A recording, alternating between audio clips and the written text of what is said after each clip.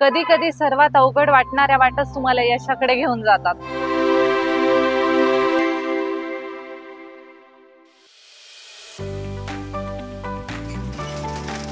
नमस्कार, मी मयुरी, सह्याद्रीची शेतकरी उद्योजिका, आणि ही आहे माझी गोष्ट.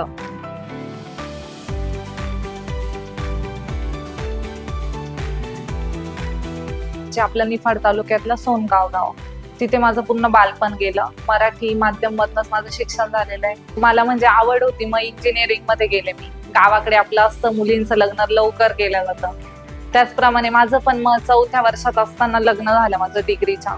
आणि मग मी नंतर 1-1.5 वर्ष जॉब केला. नंतर माझी मुलगी झाली, तो 2-3 वर्ष मी ब्रेक घेतला. तरी मग ते असतं ना, एक शिकलेली मुलगी ती घरात नाही बसू शकत, त्याचप्रमाणे माझं झालं. मग मला काहीतरी करायचं होतं, एवढंच होतं माझ्या डोक्यात. मी त्यामुळे ना मी एक कोर्स जॉईन केला आपली इलेक्ट्रिक व्हेकल साठीचा. मग मी कोर्स करत असताना इंटर्नशिप केली 4 महिने. जॉबची ऑफर आली, पण मग फॅमिली इकडे असल्यामुळे मला नाही जाता आलं.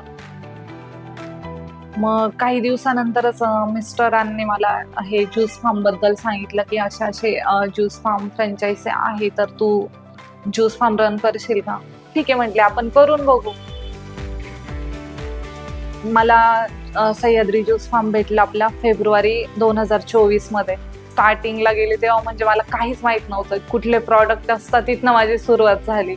मग मला जवळजवळ 15-1 दिवस म्हणजे एक लर्निंग मध्ये गेले की प्रॉडक्ट ओळखण्यापासून तर काय कसा ज्यूस बनवायचा, काय कुठले मिक्सर यूज करता, कुठले प्रॉडक्ट यूज करता. मग मी ते सगळं शिकून घेतलं. मग राहिला प्रश्न आपला काउंटरचा, की कस्टमर सोबत बोलणं किंवा कस्टमरचे फीडबॅक घेणं, कस्टमर सोबत बॉन्डिंग कसं पाहिजे.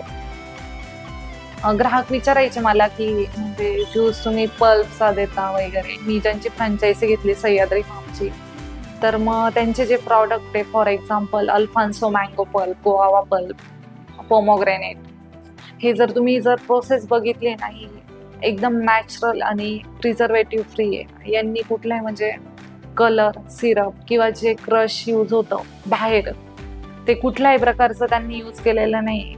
त्यामुळे ती जी टेस्ट आहे ना, ती एकदम नॅचरल फिलिंग्स येतात. सो त्यांना ते आवडायचं की नॅचरल भेटतंय आणि बॉडीला हार्मफुल काहीच नाही. ते मग माझे रिपीटेड कस्टमर होऊ लागले. त्यामुळे ज्यूस फार्मचं वेगळेपण म्हणायला गेलं तर आपलं असं आहे की म्हणजे आपण कुठलेही ज्यूस बनवून ठेवत नाही. म्हणजे ऑर्डर आली तसं बनवून देता आणि हार्डली त्याला 4 ते 5 मिनिटं एका ज्यूसला टाइम लागतो.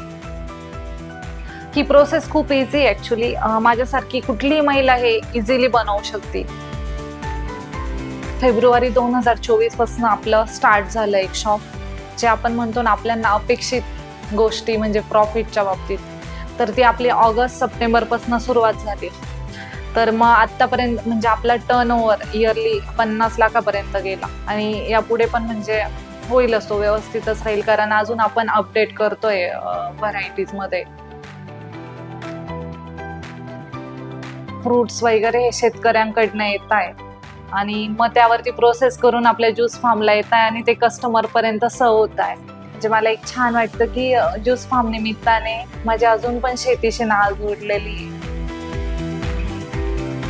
आपली आता नवीन कन्सेप्ट आली की किचन कल्चर. सो त्याचं पण म्हणजे मी ऑपरेशनली आता बघतीये ते की कसं रन होईल ते मॉडेल व्यवस्थित आणि कसं कस्टमर पर्यंत पोहोचेल. कटिंग व्हेजिटेबल्स प्लस फ्रुट्स आपले रेडी म्हणजे डायरेक्टली फ्रोझन. तुम्ही घरी जा, भाजी घेऊन जा घरी आणि डायरेक्टली तुम्ही म्हणजे आपले तडका द्या. जसं की मी आता ज्यूस फार्म, मला ही ऑपॉर्च्युनिटी आली, मी घेतली.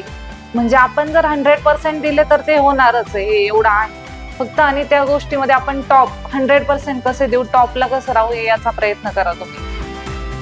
शेती ही केवळ आपली परंपरा नाही, तर तो एक शाश्वत व्यवसाय बनू शकतो.